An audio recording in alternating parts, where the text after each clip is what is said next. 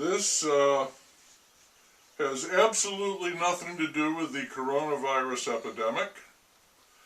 This is about more on very rich people. If you're rich, and I mean freaking fabulously wealthy, a multi-billionaire, what can you do with your money? You never gave it much thought. You were too busy. You had this idea, you turned it into a reality, a working model, and it worked all right. Then you franchised it, and soon the money was pouring in. You're in the Sultan class. It's crazy, because you have, literally, more money than you know what to do with, and more is coming in all the time. It's the old embarrassment of riches. You say, it's all on paper, and that's true, but it's also true that you're loaded.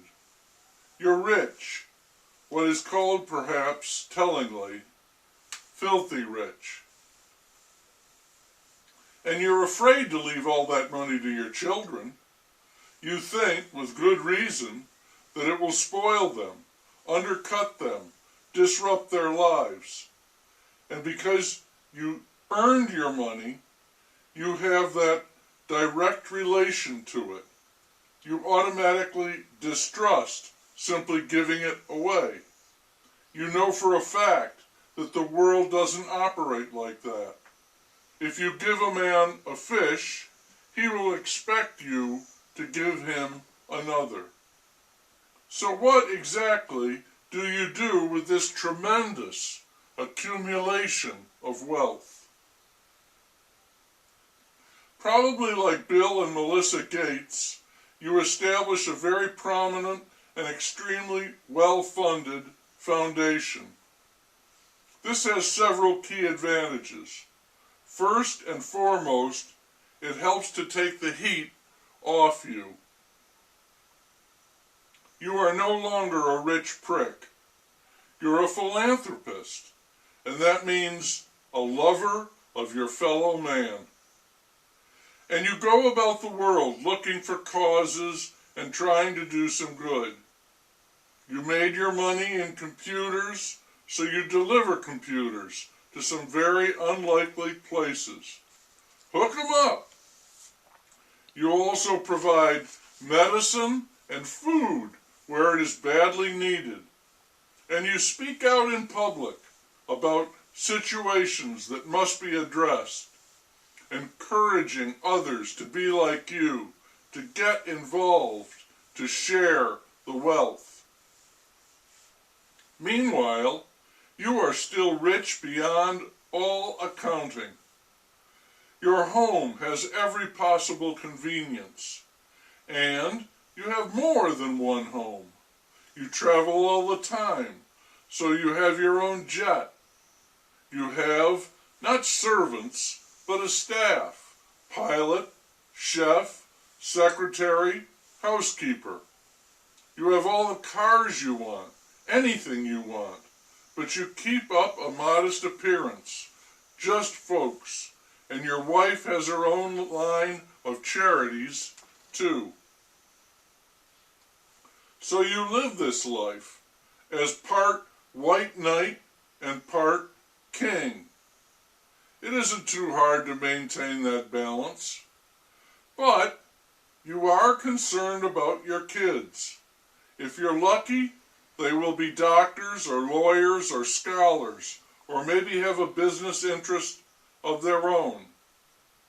I think Howard Hughes, and right there we have the perfect example of the conflicted billionaire. He was crazy rich. I don't recall how he made his money, only that he had shit pots of it. And he had a happy and exciting life, fooling around with movie starlets and setting himself up as a dashing figure, flying airplanes all over the world and building the biggest wooden plane ever, the Spruce Goose, flown, I think, exactly once. And then age caught up with him, and Hughes turned into a paranoid, germophobic freak, the ultimate recluse, a pathetic shadow of a man. He left most of his money to medical research, a foundation, and that sounds promising. But I wonder, outside of funding a slew of doctors, how much good has been done. Same for the Gateses. How much good have they done? Have their billions really accomplished anything? The one case I know of for sure where good was done was with Andrew Carnegie. He was one of the barons of the Gilded Age, made his money in steel. He was a tough man in a very competitive industry, and he made millions, and when he grew old, he wanted to be sure that his great fortune wasn't going to simply dissipate, turn to nothing, evaporate into thin air. He wasn't the kind of man to put up with that. He came from steel.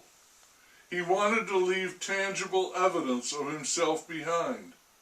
He came up with the idea of building libraries, public libraries, build a brick and mortar, main libraries, branch libraries, libraries in little towns and big cities.